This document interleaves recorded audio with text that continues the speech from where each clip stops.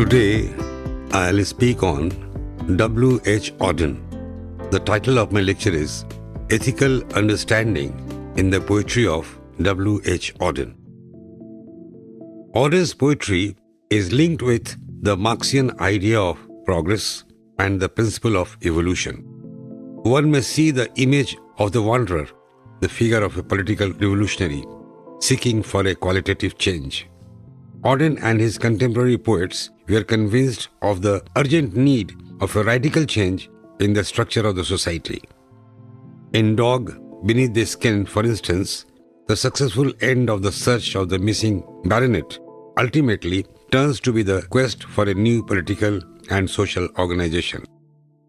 In poem entitled The Love Letter, one finds a more poetic and suggestive picture of the wanderer who has been from the very first coming down in a new valley, experiencing complete alienation. The realization of human values is of primary importance throughout Auden's poetry, and he has ever since stressed the need of a personal change of heart. It is in terms of human beings that he sees the political issues, and in terms of human values that he sees the solution. Thus, his quest is founded largely on the idea of moral evolution and spiritual growth. The individual, if at all he wishes to survive, has to identify himself with the will of evolving life force, as otherwise he has to face automatic extinction. In his early works, Auden shows compassion and sympathy for the man who accepts the challenge of active life and leaves his house with firm determination to proceed on a voyage of quest. Such a man is impelled by a strong urge of his will and is determined to face the difficulties and deviations involved in the journey. He cannot be determined from his mission by family bonds and emotional attachments. No cloud, soft hand can hold him, restrained by women, but ever that man goes through place keepers, through forest trees, a stranger to stranger over undried sea. As Auden is interested in the order and harmony of life, he pictures his voyager as a man of earnest will, determined to come out of his unhealthy state of existence and move on in quest of better condition of greater moral freedom and spiritual harmony. The harmony of the spirit can be achieved only when a requisite social order has been attained and the ailment of the human psyche, bred by the frustrating convention of the earlier social order, has been cured and tension released. Thus, in this pattern we find Auden's effort at a synthesis of social, psychological and spiritual end. The actual journey takes place inside the heart of man, the heart being both the subject and object of the voyage in quest, as it is suggested to begin and end with change of heart. Temptation, described in the sonnets written by W. H. Auden, deal with the inner dilemma of the exceptionally gifted human beings who evidently are in quest of a principle of self-gratification rather than spiritual resurgence. Their position is beautifully summed up in the sonnet 9 entitled The Tower, in which there is clear indication that the tower that embodies the unique attainment of the exceptional man may turn into an ivory tower for their isolation and escape, in whose spell they are to be miserably caught. The poet says, the desert glared into his blood-shot eyes. The silence roared displeasure. The silence roared displeasure. Looking down, he saw the shadow of an average man. He saw the shadow of an average man attempting the exceptional and ran. The cause of the general unhappiness of man is that today loneliness is man's real condition. Auden earnestly felt that in the literary works of the writers there should be clear and straight moral and ethical order for the disturbed and anxious society. Historically, it is the modern age of science and materialism which has widespread restlessness, frustration, and self-contempt. The whole situation of Auden's age, besides being symbolic of the anxiety-ridden world, is quite realistic of our life. In the mid-20th century, with the Second World War in the background, the point which Auden intends to bring in his ethical view that there is absolute futility of a world without faith in God. Beneath the apparent layers of psychological and pathological meaning in the age of anxiety, we can easily discover the poet's religious outlook of seeking how man can be happy.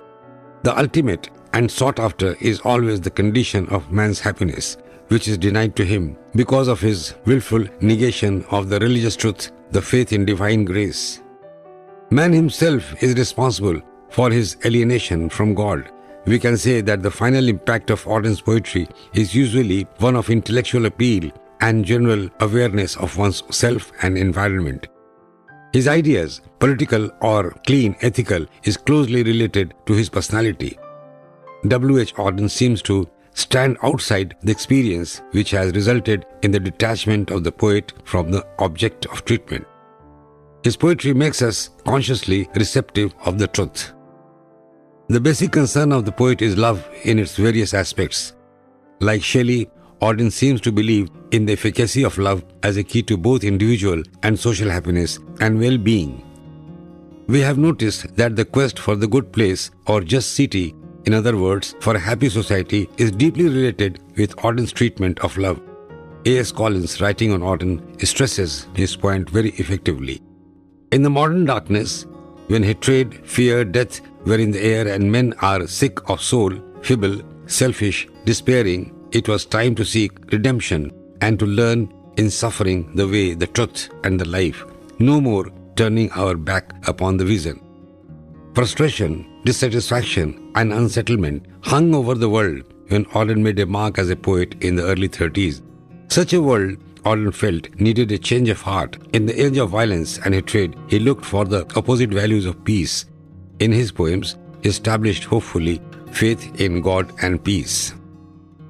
The whole world of Auden is an integral whole, but at the same time, it would be wrong to comment that it is religious thought, which accords continuity to Auden's poetry. While it is difficult to reconcile Auden's early and later poetry on the basis of religious thoughts, his search for growth of healthy love can be logically shown to have led him to Freud, Marx, and Christianity successfully and successively.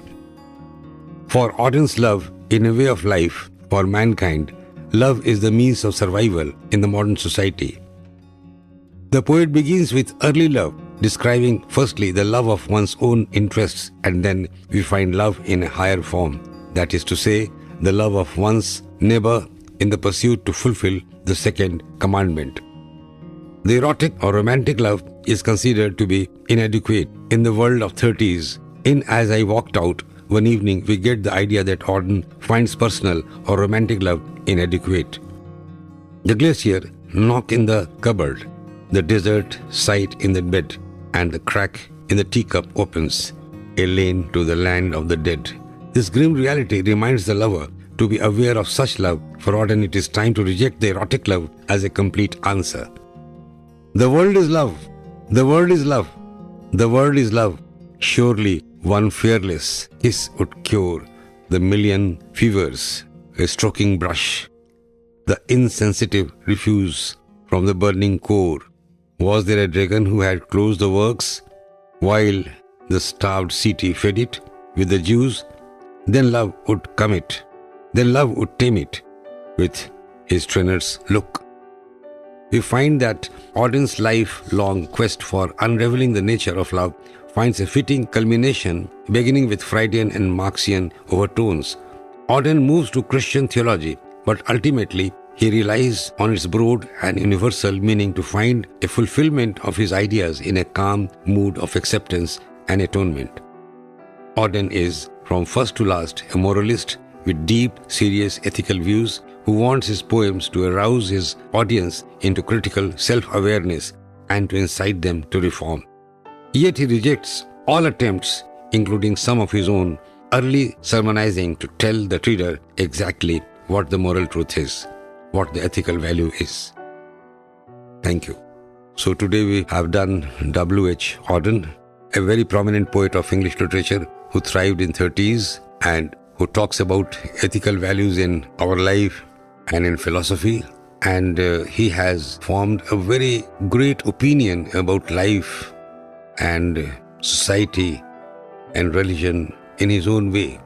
In one stroke, he talks of Marxism, and then he talks of Christian values at the same time. There is similarity and at the same time there is some contradictions, but we should not forget that W.H. Auden is a great poet who had great values for social reform. Thank you.